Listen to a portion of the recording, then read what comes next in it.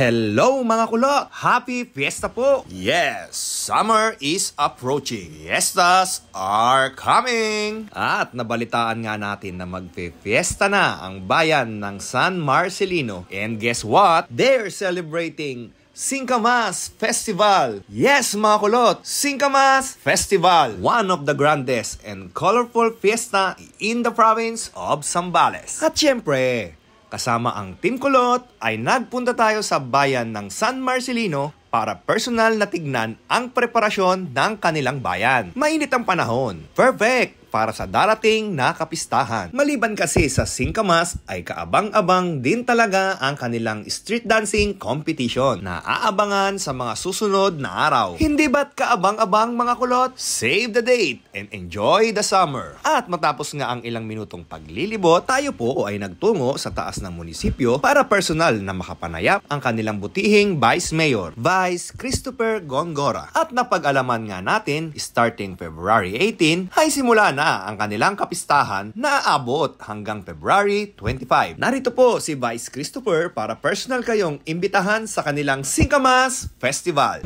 Magandang araw sa inyong lahat, mga Sambaleños, Marcelinians, buong bayan at buong probinsya, mga karating probinsya namin dito sa Zambales. Inaanyahan po namin kayong lahat na makiisa, makisigaw sa aming Singkamas Festival na magsisimula itong Sunday, February 18 sa Misa ng Bayan. Magkita-kita tayo at 6 AM ng umaga.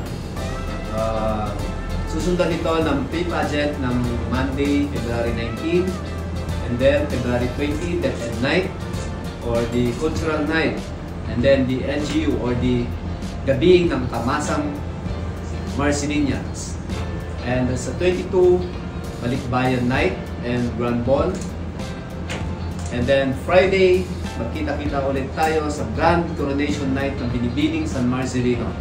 At syempre, ang aming pinaka highlights nitong ating Singkamas Festival sa Saturday, ang Variety and Music Fest dito sa aming bayan sa Marcelino. Marami kaming sorpresa sa inyo, bigating artista. So, see you there. And then, sa aming Grand Parade ng February 24, February 25, Sunday, Grand Parade, and to be followed by yung aming ipinagmamalaki na Unity Dance, Singkamas Festival 2024.